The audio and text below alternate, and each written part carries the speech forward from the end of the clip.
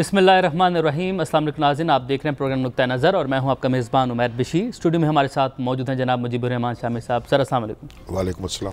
Sir आगाज़ में अपने जो हमारे आज के उन्वानात हैं, टॉपिक से अपने नाज़रीन के सामने रखते हैं। पाकिस्तान डेमोक्रेटिक मूवमेंट के हवाले से हमने बात करनी है कि उनकी तहरीक कहाँ तक पहुँची और आइंदा वो क्या करने जा रहे हैं, किस तरीके से हुकूमत को टफ टाइम देंगे, इस पर बात करेंगे। और ऑडियो वीडियो लीक्स का जो दौरा है, इस हवाले से भी बातचीत की जाएगी। महंगाई जो है वो बढ़ती चली जा रही है और जो पाकिस्तानी जो कर्ज़े हैं उनमें भी रिकॉर्ड इजाफा किया गया है। तो कर्ज़ों के हवाले से हमने डिटेल से आज की शो में बात करनी है। NA 133 इस हवाले से भी बात की जाएगी क्योंकि सुप्रीम कोर्ट ना जाने का फ़ैसला कर लिया है। पाकिस्तान तहरीक इंसाफ की जानिब से मैदान खाली छोड़ दिया गया। लेकिन सबसे पहले सबसे अहम मसला बहरानों की जद में है मुल्क, और एक और बहरान ऐसे में पेट्रोलियम जो बहरान है उसके हवाले से आवाम शदीद परेशान है। पेट्रोलियम डीलर एसोसिएशन की कॉल पर शामी साहब हड़ताल की गई और आगाज़ मैं इसी बात से करना चाहूँगा कि कल हमने देखा कि हमाद अजहर साहब ने एक प्रेस कॉन्फ्रेंस की जो कि मरीम नवाज़ साहिबा की प्रेस कॉन्फ्रेंस का जवाब था। एक बड़ा बहरान सर उठाने जा रहा था, लेकिन उन्होंने इस इशू पर बात करना मुनासिब नहीं समझा। ये सवाल भी किया गया, इसको इग्नोर करके आगे बढ़ चुके। लेकिन उन्होंने जो प्रेस कॉन्फ्रेंस की मरीम नवाज़ साहिबा की प्रेस कॉन्फ्रेंस पे, उन्होंने एक और जवाबन प्रेस कॉन्फ्रेंस कर दी।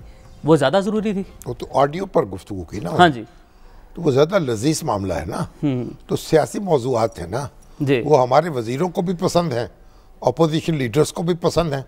तो ये उन्होंने, और वजारत तवानाई जो है उसकी तरफ से ऐलान होता रहा हाँ जी कि कोई हड़ताल नहीं होगी, कोई हड़ताल नहीं। और मुख्तलिफ ऑयल कंपनीज जो हैं वो ऐलान भी करती रही। बिल्कुल। लेकिन जो पेट्रोल पंप कंपनीज खुद चलाती हैं ना, वहाँ तो हड़ताल नहीं हुई। लेकिन जहाँ डीलर मुकर्रर हैं और भारी तादाद में, अक्सरियत में डीलर पंप चलाते हैं, कंपनियां खुद नहीं चलाती, हाँ जी, वहाँ हड़ताल रही। वहाँ हड़ताल है और ज़ोरदार रही, और कल भी रहेगी। और उसमें ये हुआ कि मैं तो देख रहा था रिपोर्ट अखबार मीडिया की कि जो एम्बुलेंसेस हैं वो खड़ी रहीं, जो रेस्क्यू की गाड़ियाँ हैं वो पूरा काम नहीं कर सकी, क्योंकि वो भी रोज़ का रोज़ जो है वो पेट्रोल डलवाती हैं। बिल्कुल। उनके पास कोई स्टोरेज का एहतमाम नहीं होता। तो ये सारा एक कारोबार ज़िंदगी जो है वो मुअत्तल हुआ है और लोगों को बड़ी तकलीफ़ उठानी पड़ी है आज। बिल्कुल। और ये जो डीलर्स एसोसिएशन है, इनका ये कहना है कि हमारा जो मार्जिन है ना, यानी हमारा उसमें इजाफा किया जाए 6% कुव्वत ख़रीद में और कुव्वत फ़रोख्त में। तो कीमत ख़रीद में और कीमत फ़रोख्त में बिल्कुल तो 6% मार्जिन हो, यानी एक जो लीटर है पेट्रोल का तकरीबन उसमें ₹9.25 बनेगा तकरीबन। अच्छा, मगर हुकूमत ये कहती है उसने ₹1 जो है इजाफा करने की मंजूरी दी है या समरी भेजी है। तो बहरहाल ये क्योंकि पेट्रोल की कीमतें बढ़ गई हैं और ये जो पेट्रोल डीलर्स हैं उनकी इन्वेस्टमेंट में इजाफा हो गया है। पहले आप एक लीटर ख़रीदते थे ₹100 से कम में आता था, अब उसकी कीमत ज़्यादा हो चुकी, उनकी इन्वेस्टमेंट ज़्यादा है, पैसा ज़्यादा चाहिए, तो फिर उस पर उनको प्रॉफिट भी ज़्यादा चाहिए। अगर वो बैंकों से डील कर रहे हों तो उनको उसका मार्कअप भी देना पड़ता है। टेक्निकल पॉइंट है। तो ये हुकूमत को चाहिए था कि उनसे नेगोशिएट करके कुछ दरमियानी रास्ता निकाल लेती। हुकूमत और डीलर्स के बारे में शामिल साहब बात करनी, लेकिन अवाम जो है वो किस मुश्किल से गुजर रही है वो भी अपने नाज़रीन को दिखाते हैं कि अवाम को किस तरह की परेशानी का सामना। 5 पेट्रोल पंप पे घूम चुका हूँ, किसी से पेट्रोल नहीं मिल रहा। एक पेट्रोल पंप खुला है ये बैक साइड पे, वहाँ पे भी रश इतना ज़्यादा है, कोई दे भी दे रहे, थोड़ा सा दे रहे। इन्होंने ऐलान किया था कि PSO के पंप खुले होंगे, सुबह सारे पंप बंद हैं, गाड़ी में पेट्रोल नहीं है, क्या करें हम, किधर जाएं? अब ये सोच रहे हैं कि मोटरसाइकिल को अब खड़ी करेंगे और कल से कोई साइकिल या कोई सवारियों का इंतजाम करेंगे। तो हुकूमत को चाहिए कि खुदा का खौफ कर ले। हर तरफ आप देख ले कि एक बहरानी कैफियत है। सारे PSO पे गया हूँ, एक भी पेट्रोल पंप नहीं खुला हुआ, सारे बंद है। अब आवाम कहाँ जाए मुझे बताए ना। जरूरी काम निकला हुआ हूँ, अब देखें क्या हो रहा है। पेट्रोल तो नहीं मिल रहा कहीं से भी, पेट्रोल मिल नहीं रहा। असं काम करने जाना है, किस तरह जाइए पैदल कि इमरान खान की जान रोइए। मुझे पेट्रोल नहीं मिल रहा, मैंने ऑफिस के लिए जाना था और रात को गवर्नमेंट ने कहा कि PSO के पेट्रोल पंप खुले होंगे। ये देखें PSO का पंप है और ये बंद है। अभी गाड़ी में पेट्रोल नहीं, पंप वाला नहीं देता पेट्रोल, तो बस ये परेशान है, घूम रहे जिधर पंप पे जा रहा हूँ पेट्रोल कोई भी नहीं मिल रहा है, ना दे रहा है। बस हम लोग बहुत परेशान है भाई, गरीब आदमी है, कब तक हम लोग ये ख्वार होएगा। ये क्या कर रहे हैं समझ में नहीं आ रहा। अब हमको ना सिर्फ लॉलीपॉप दे रहा है सालों साल। ये लाइनों में रात को खड़े रहे, पेट्रोल रात को नहीं मिला, रात को बोला ख़त्म हो गया है, नहीं मिला है, सुबह खुलेगा PSO के पंप खुलेंगे, अभी देखो ख्वार हो रहे हैं लगे हुए। पेट्रोल की वजह से 1 महीने बाद मैंने गाड़ी निकाली है, अभी हमारे को मिल भी नहीं रही है, महंगा भी है और मिल भी नहीं, अभी और भी महंगा हो गया कि मिल भी नहीं रहा। भाई जब पेट्रोल बंद होगा तो हम किससे जाएंगे स्कूल वगैरह, ये हमारे तो दूर दूर स्कूल है, अभी भी मोटरसाइकिल में पेट्रोल कम है, पेट्रोल लेने आया तो पेट्रोल पंप बंद है। पेट्रोल की वजह से साइकिल भेजा रहे हैं क्योंकि हमारा वज़ीर आज़म ने इतना बुरा हाल कर दिया इंसानों का कि आज लोग अपने मोटरसाइकिल भी घरों से नहीं निकाल सकते। ज़िम्मेदार जो भी है, अवाम शदीद परेशान हैं और ऐसे में ख्वाजा आतिफ साहब information secretary petroleum dealer association हमारे साथ मौजूद हैं। शामिर साहब, उनसे जानते हैं कि हुकूमत के साथ इनकी जो बातचीत है वो कहाँ तक पहुँची। ख्वाजा साहब बहुत शुक्रिया ज्वाइन करने के लिए। अस्सलाम वालेकुम। जी अस्सलाम वालेकुम जी। ख्वाजा साहब बताइए कि कोई हुकूमत के साथ आपकी बातचीत शुरू हुई है, कोई नतीजा निकला है या हड़ताल जारी है? जी अभी तक तो शामिर साहब हड़ताल जारी है जी। मैं हड़ताल का लफ्ज़ नहीं इस्तेमाल करता, मैं क्लोजर ऑफ बिजनेस का लफ्ज़ इस्तेमाल करूंगा शौरी तौर पे, क्योंकि दुनिया में कोई भी ऐसा बिजनेस मॉडल नहीं है जिसमें आप लॉस करें और आप उसको चलाएं। ठीक। तो हाँ जी, तो इसलिए हमने अपने स्ट्राइक नहीं की, हमने अपने कारोबार बंद किए फर्दर लॉस से बचने के लिए। तो आपका मुतालबा है कि आपका मार्जिन जो है वो 8.25 रुपए कर दिया जाए 6% के हिसाब से, तो ये तो एक बड़ा मुतालबा नहीं है, एकदम इतनी कीमत में इजाफा हो जाएगा ऑयल की। सर इसमें इस तरह है कि ये पिछले 3 साल से हमारी निगोशिएशंस इनके साथ चल रही है और इन्होंने एज यूजुअल जो हर चीज को ट्रक की बत्ती के पीछे कोई डिसीजन नहीं ले रहे और वादे पे वादा करते आ रहे थे। हमने लास्ट टाइम अपना 5 नवंबर की स्ट्राइक अनाउंस की थी, जिसके उससे पहले पेट्रोलियम मिनिस्टर हमाद साहब और सेक्रेटरी पेट्रोलियम ने और DG उमरा ने हमसे मुलाकात करके और हमें कॉल ऑफ करने के लिए कहा कि हमें 7 दिन दे दें, हम विद इन 7 डेज आपका जो मुतालबा है इसको फाइनल करके तो ECC में अप्रूवल के लिए भेज देंगे। लेकिन उसके बाद उन्होंने उसके लिए हमने कॉल ऑफ कर दी। अभी फिर हमने इनको स्ट्राइक की मतलब बिजनेस क्लोजर की जो कॉल है वो काफी दिन से दी हुई थी। अब 11th आवर से आके इन्होंने कल पहले राब्ता किया रात के वक्त, जो कि मैं समझता हूँ इनके नॉन सीरियस होने को शो करता है और उसका एटीट्यूड बड़ा रेकलेस एटीट्यूड है वो। तो हुकूमत के ऊपर जो है वो अभी उन्होंने अभी हुकूमत से आपकी कोई बातचीत नहीं हो रही, कोई राब्ता नहीं है, आप अपनी जगह हैं, हुकूमत अपनी जगह है? जी हुकूमत ने डेफिनेटली आज राब्ता किया है और कुछ बात हुई भी है और लेकिन हमने उनको कहा है कि हमें अब आप पे इतबार नहीं, जितनी देर आप हमें 2-3 जो रिस्पॉन्सिबल मिनिस्टर्स हैं उनके सिग्नेचर्स के साथ कोई इन राइटिंग कमिटमेंट नहीं देते, हम अपनी स्ट्राइक जो है उसको कॉल ऑफ नहीं करेंगे और ये इनडेफिनेट टाइम के लिए चलेगी। और इसका कोई जवाब अभी आपको मौसूल नहीं हुआ? जी अभी तक हमें उसका उन्होंने कहा जी हम मशवरा करके आपको बताएंगे। ठीक है। और ये भी कहिएगा कि एम्बुलेंसेज के वाले से भी शामिर साहब ने भी जिक्र किया था कि उन्हें रोज़ाना की बुनियादों पर पेट्रोल की जो फराहमी है वो दरकार होती है। एम्बुलेंसेज हैं और इस तरह के जो दीगर इदारे हैं, रेस्क्यू की गाड़ियाँ हैं, उनके लिए डीलर एसोसिएशन को क्या नहीं चाहिए कि एक खुसूसी प्रिविलेज दे दी जाए, उन्हें इजाज़त दे दी जाए, वो अपना पेट्रोल डलवा सकें? जी बिल्कुल आपकी बात सही है और अगर आपने मेरी कल की भी प्रेस कॉन्फ्रेंस और बाकी जितने भी इंटरव्यूज हुए हैं उनमें हमने बिल्कुल कैटेगोरिकली इस बात का इजहार किया था और उनको ऑफर की थी कि 1122 और एम्बुलेंसेज जो आएंगी उनको as a special case treat करके बिल्कुल उनको अकोमोडेट किया जाएगा, क्योंकि वो इंसानी जान का उससे इन्वॉल्व है, तो डेफिनेटली हम उनको अकोमोडेट करेंगे। लेकिन ख्वाजा साहब आज शिकायतें पैदा हुई हैं उनको कि एम्बुलेंसेस को भी पेट्रोल नहीं मिला, तो आप कोई टेलीफोन नंबर दे दें मुख्तलिफ शहरों में अपने, ताकि उनसे रब्ता किया जा सके और इन गाड़ियों को पेट्रोल मिल सके। जी डेफिनेटली जी, मैं आपका अच्छा आइडिया जी, हम इसको शेयर भी कर लेंगे। लेकिन असल में हुआ यह है, जितना क्योस क्रिएट हुआ था वो रश की वजह से लोग एम्बुलेंसेज जो है वो पंप तक नहीं पहुंच सकी।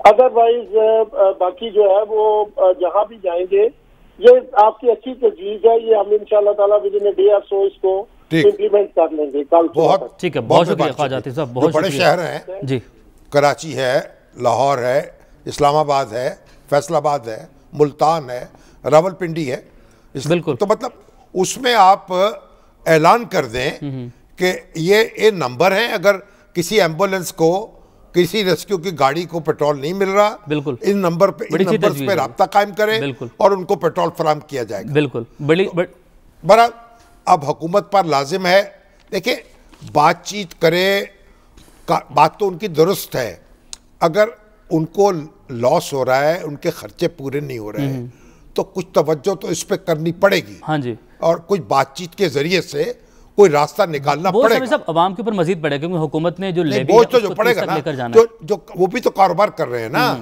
जब आपकी उनको भी तो कोई थोड़ा बहुत प्रॉफिट तो मिलना ही चाहिए ना, रोटी खाने का सामान उनका भी होना चाहिए। और हुकूमत की संजीदगी के हवाले से आप क्या कहेंगे? 5 तारीख को उन्होंने कहा कि हमने पहले एक कॉल दी, अभी वो कह रहे हैं अगर कल रब्ता किया गया, 2-3 वकील जो हैं, 2-3 वजीर जो हैं, अगर संजीदगी से उनको यकीन दहानी करा दे तो ये मामला हड़ताल खत्म हो सकती है और कारोबार जिंदगी मामूल पर आ सकते हैं, जिसकी असल बातचीत जो है करके इस मसले का हल निकाला जाए। बिल्कुल बिल्कुल। इसके बाद इसके साथ ही आगे बढ़ते हैं शामी साहब, और हमें बात करनी जो मुल्की सियासी सूरत हाल है उसके हवाले से, और मुल्की सियासत में जो इल्ज़ामात हैं, जो तकारीर हैं, उनका दौरा है। वज़ीर-ए-आज़म पाकिस्तान इमरान खान साहब की जानिब से कल नौजवानों से खिताब के दौरान क्या कहा गया, पहले आपको वो सुनवाते हैं, फिर इस पर आगे बढ़ते हैं, हमसे बात करते हैं।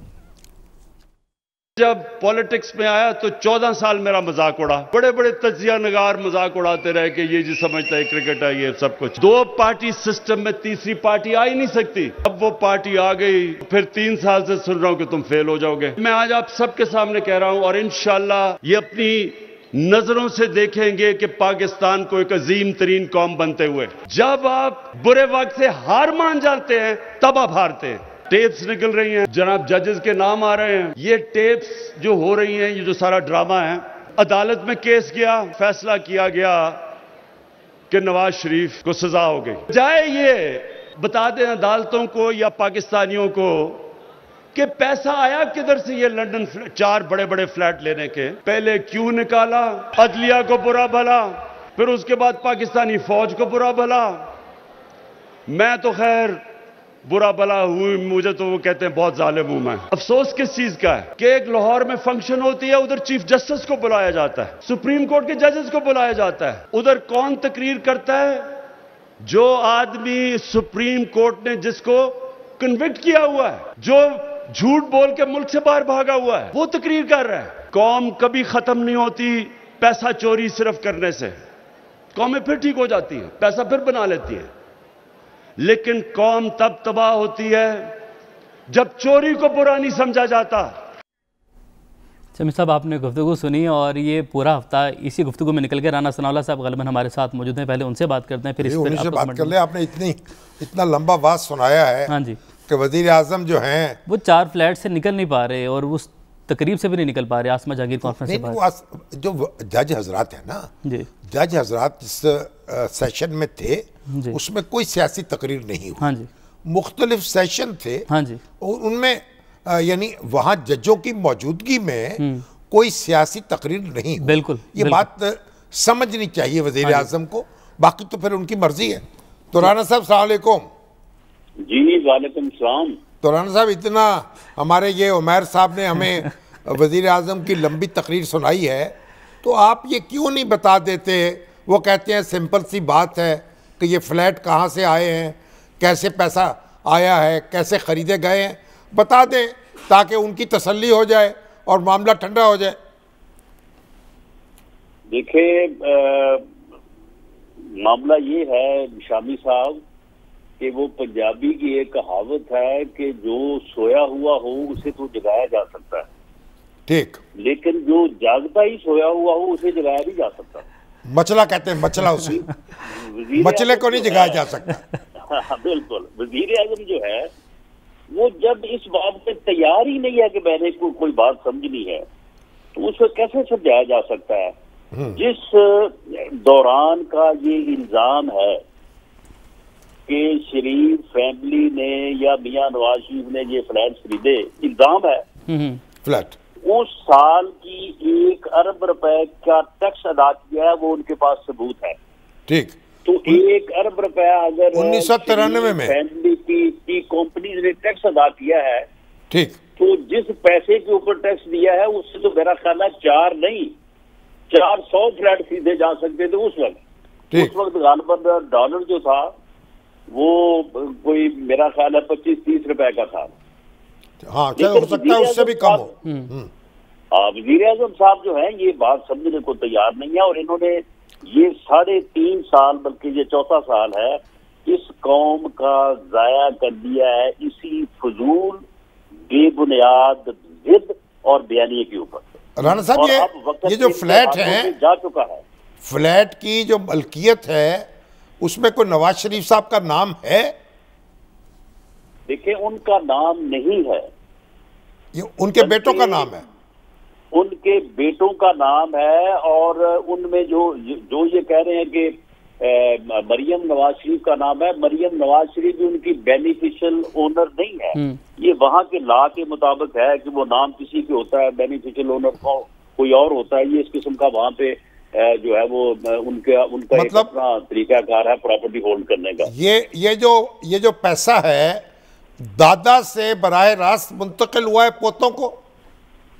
जी बिल्कुल ऐसे ही है, और इसके जो प्रूफ्स हैं वो भी उनके पास है। लेकिन देखें क्रिमिनल जस्टिस में होता ये है कि जितना आपके ऊपर इल्जाम लगाया जाता है आप उतनी सफाई या उतना जवाब देते हैं, आप उसके जो है वो पीछे नहीं जाते। अब जितनी इल्जाम उनके ऊपर था, अब आप देखें ना कि उनके खिलाफ 2 फैसले आए हैं, दोनों फैसलों में ये बाकायदा तस्लीम किया गया है कि कोई करप्शन या कोई किक बैग या कोई कमीशन जो है वो इनके जुम्मे नहीं है। जबकि वजीर आजम साहब का ये कहना है कि ये कह रहे हैं कि पता नहीं मोटरवे की कहानी पेश करते हैं, कौन सी कहानी पेश करते हैं कि जी उसके ये पैसे हैं। तो भाई साबित करें आपने एक दिन पूरी कौम के सामने आके ऐसा झूठ बोला, आपने कहा कि जी जितना कर्जा लिया है ये 24,000 अरब जो कर्जा लिया ये खा गए हैं, तो मैं अब कमीशन बना रहा हूं तो मैं एक पैसे का हिसाब लूंगा। वो किधर गया भाई वो कमीशन? किधर है उसकी रिपोर्ट? तो अगर 24,000 अरब रुपया किसी ने खाया है तो बताएं कौन को। तो राणा साहब ये वो एक तरफ तो कहते हैं कि ये नैब का मौक़िफ़ ये है कि फ्लैट नवाज शरीफ साहब के हैं लेकिन उनके बेटों के नाम पर हैं, वो बेनामीदार हैं। लेकिन ये इमरान खान साहब मरियम को भी उनका मालिक बता रहे हैं और नवाज शरीफ साहब को भी उनका मालिक बता रहे हैं। तो अगर बाप यानी दोनों कैसे, मरियम पर कैसे इल्ज़ाम आ सकता है? अगर उनके बाप के फ्लैट हैं या दादा के हैं तो मरियम बीच में मालिक कैसे हो गई इसकी? देखिए शामी साहब ये ऐसा जिद्दी और ढीठ इंसान है कि इसके तमाम MNA जिनका तल्लुक फैसलाबाद से है, ठीक, इसकी पूरी कैबिनेट ने इसको कहा इसके पूछने के ऊपर कि राना सनाउल्लाह पे ये जो हीरोइन का केस है ये गलत डाला गया है, वो इन कामों में मुलव्वस नहीं है। लेकिन इसके बावजूद जो है ये एक दफा आया वहां पे टीवी पे तो कहता नहीं मैंने नहीं बनाया। ओ भाई तुम चीफ एग्जीक्यूटिव हो, तुमने अगर बनाया नहीं है तो झूठा है तो उसको खत्म करना जो है वो तुम्हारी जिम्मेदारी है या किसी और की है। यानी ये तो इंतकाम में गर्क इंसान है, इंतकाम में गर्क। राणा साहब ये बताएं, इसका इंतकाम है उसके लिए कोई इसके पास इंसाफ का एक लफ्ज भी नहीं है। अच्छा, अब ये जो ऑडियोज का और वीडियोस का हंगामा चल रहा है तो इसमें लोग अब ये भी कह रहे हैं कि अगर हुकूमत कोई तफ्तीश नहीं करती, कोई तहकीक नहीं करती या सुप्रीम कोर्ट कोई नोटिस नहीं लेता तो खुद मरियम जो है वो चली जाए अदालत में उन टेप्स को लेके और वो मुतालबा कर दें अपने मुकदमे में, तो ये ऐसा मुमकिन क्यों नहीं है और ऐसा क्यों नहीं किया जाता? शामी साहब, इस बारे में मेरी जाती राय है और मैं पार्टी में भी ये राय सामने रखूंगा, उसके बाद फिर फैसला पार्टी ने करना है। ये जो अल्फाज है former chief justice of Pakistan के बाबा रहमत साहब के, ये बाबा रहमत का जो कंडक्ट है बतौर चीफ जस्टिस, उसका एक एक दिन इन अल्फाज की बुनियाद फराहम करता है, गवाही देता है। और इन अल्फाज की, अगर ये अल्फाज दुरुस्त हैं, जो कि हमारी नजर में दुरुस्त हैं, और ये जो ऑडियो है ये फोरेंसिक हो चुका है, इसका ये दुरुस्त है, गवर्नमेंट ने भी इसका फोरेंसिक जो है वो करवा लिया है, गवर्नमेंट को भी पता चल गया ये दुरुस्त है, तो ये साजिश है एक मुल्क के खिलाफ, एक कौम के खिलाफ, रियासत के खिलाफ और इस मौजूदा जमहूरी निजाम के खिलाफ। अब इस साजिश को अगर शरीफ फैमिली या मरियम नवाज सिर्फ अपने केस तक महदूद कर दे और वहां पे जाके जो है वो इसको क्लोज कर दे, तो मैं समझता हूं कि ये ज्यादती होगी। ठीक है राणा साहब, इसके ऊपर ट्रुथ कमीशन बनना चाहिए।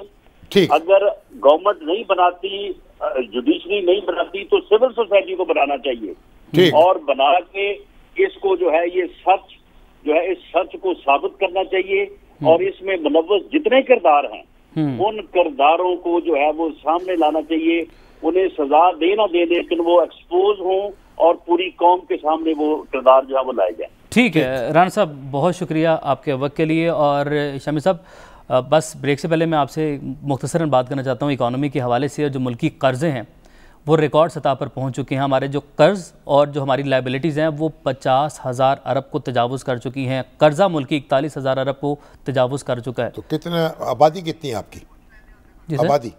आबादी हमारी तकरीबन 22 करोड़। अच्छा, तो पर कैपिटा कितना हुआ? एक फर्द कितना कर्जा है इसके ऊपर? 1543 हमारे पर कैपिटा, और हमारा जो पर पर्सन के ऊपर जो कर्ज है वो 1,44,000 था जब इमरान खान साहब तकरीर करते, 2,35,000 पे चला गया, तकरीबन 63%। और हमारी पर कैपिटा इनकम कितनी है? $1543। $1543। जी जी। कितने रुपए बनते हैं? तकरीबन 2,70,000 80,000। तो फिर 35,000 तो अभी बच जाते हैं ना? अच्छा, मतलब वो भी खत्म करेंगे हम। देखें, ये जो कर्ज है ना, कर्ज का जो हमारे ऊपर कर्ज चढ़ा है मुसलसल कई सालों से, हम अपनी आमदन से ज्यादा खर्च कर रहे हैं और हमें अपनी आमदन बढ़ानी है। बिल्कुल, हमें अपने टैक्स महसूलात की आमदन बढ़ानी है। बिल्कुल। और मुस्लिम लीग नून का जो दौर था ना 5 साल का, उसमें ये 2 गुना हो गई थी टैक्सों की आमदन, और अब भी उसमें इजाफा हो रहा है सारी दिक्कतों के बावजूद। ठीक। फिर इकोनॉमी को सेटबैक हुआ मौजूदा हुकूमत के आने के बाद कि वो माइनस ग्रोथ पे चली गई। बिल्कुल। अब वो रिकवरी के पीरियड में। ठीक। आप इसका कोई हल नहीं है। ठीक। देखिए, अगर आपका कर्जा जो है 2,35,000 हो गया है, तो आमदन अगर आप 3,35,000 कर लें, बिल्कुल 4,35,000 कर लें, तो आपको सुकून का सांस आ जाएगा। आप आसानी से कर्जा वापस कर सकेंगे। तो कर्जे से कर्जा हमने हासिल किया है, कर्जे वापस करने के लिए। बिल्कुल। कर्जा हमने हासिल किया है अपने लल्लो तलल्लों के लिए। बिल्कुल। कर्जा हमें, अगर हम अपनी आमदन के मुताबिक अपने अखराजात रखते, बिल्कुल, कर्जा सिर्फ तरक्याती मकासद के लिए लेते, तो इस मुश्किल में मुब्तला न होते। बिल्कुल। इसी बात के सामने ब्रेक की जानिब अज़्म करें, इरादा करें, घबराएं नहीं और अमली इक़दामात उठाएं, करें और ये आमदन बढ़ाएं, आमदन भी पैदावार बढ़ाएं, इक़दामात भी उठाने, सनतें लगाएं, सरमायाकारी की फ़ज़ा हमवार करें, दींगा मुश्ती छोड़ दें, गाली गलौज अमली इक़दामात बहरहाल हमें उठाने होंगे और हमें आगे बढ़ना को मुस्बत इक़दामात उठाने होंगे। इसके साथ बढ़ेंगे ब्रेक की जानिब, वापस आएंगे ब्रेक के बाद, हमारे साथ रहिए।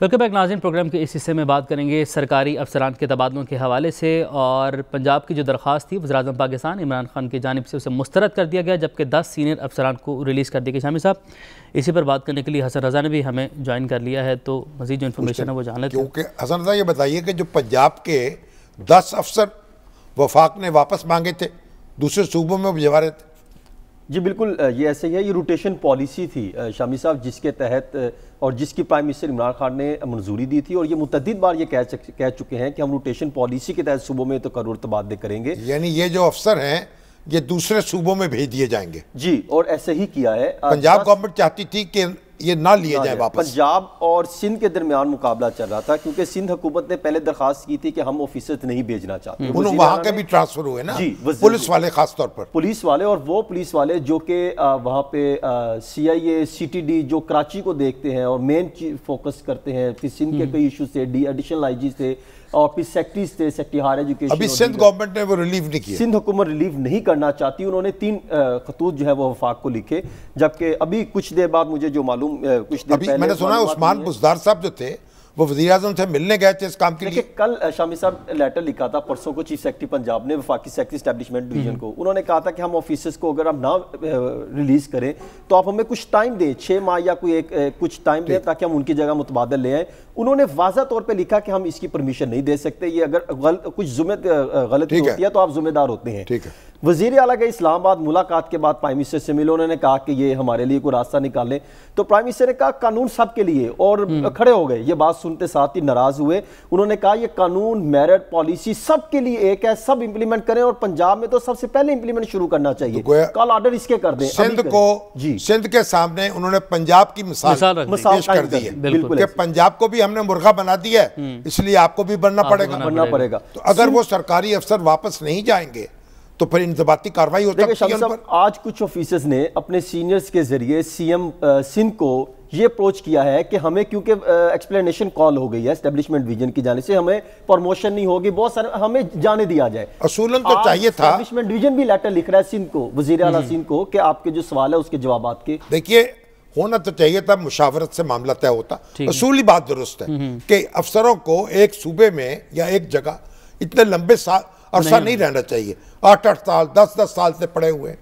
पॉलिसी तो होनी चाहिए कि वो जगह जगह जाएं, दूसरे सूबों में जाएं, लेकिन मुशावरत से बात हो जाती तो अच्छा था। हिचकिचाहट का शिकार क्यों है मुराद अली शाह साहब? अब तो उस्मान बुज़दार साहब की भी नहीं मानी उन्होंने, तो फिर आप भी उनको बेचारों को छोड़ दीजिए। तो हिचकिचाहट किस बात की है शमी साहब? इससे हुकूमतें, जो सूबाई हुकूमतें, वो इस बात से कतराती क्यों है कि इन अफसरान के तबादले नहीं, बस उनके साथ जरा उनके ताल्लुकात बेहतर हो चुके होते हैं, प्यार मोहब्बत के रिश्ते होते हैं, मजाज को समझ चुके होते हैं वो हुकूमत के, तो जरा कंफर्टेबल होता है आदमी। ठीक है। ये तो और क्या चलें, ये तो बाहर सरकारी मुलाजमत है। हाँ जी, चलिए, सरकारी मुलाजमत है। NA 133 के हवाले से शामिल साहब कुछ तज़किरा कर लेते हैं। उन्होंने कहा ना कि उन्हें मैदान खाली मिल गया कि हम सुप्रीम कोर्ट में नहीं जाएंगे, इसलिए कुछ तवक्को नहीं थी अपील की मंजूरी की।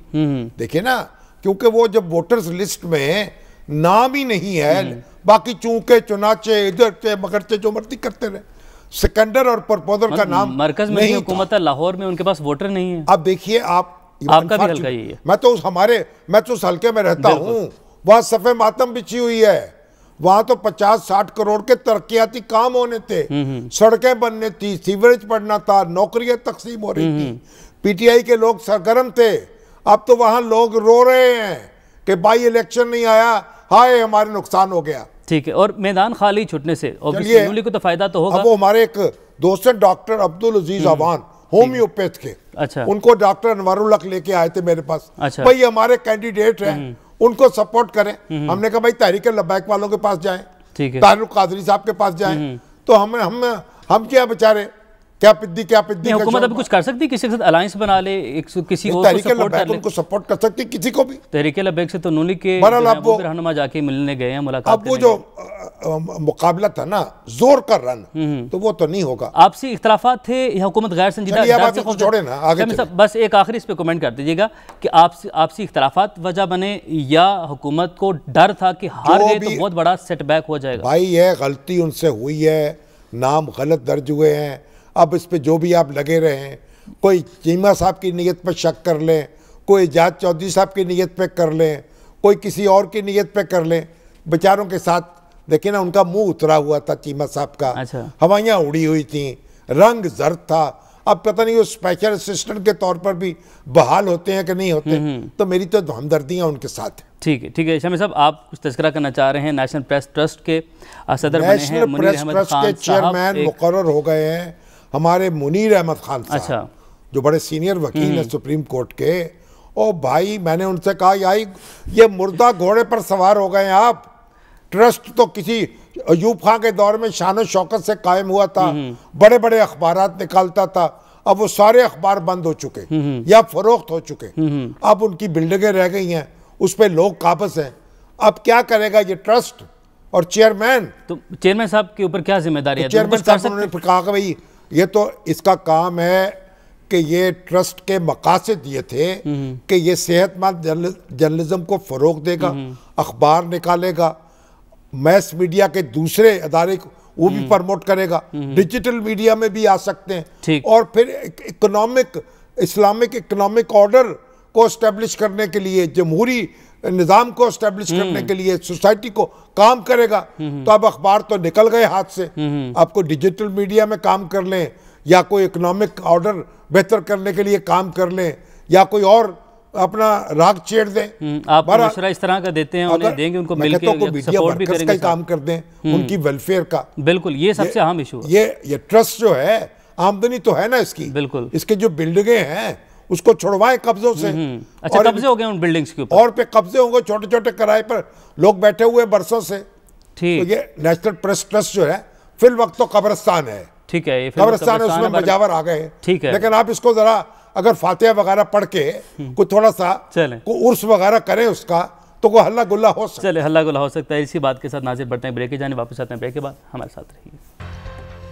इसके साथ ही नाज़रीन आज का प्रोग्राम अपने इख्तिताम को पहुंचा। आपसे फिर मुलाकात होगी, अपना बहुत सारा ख्याल रखें। अल्लाह हाफिज़।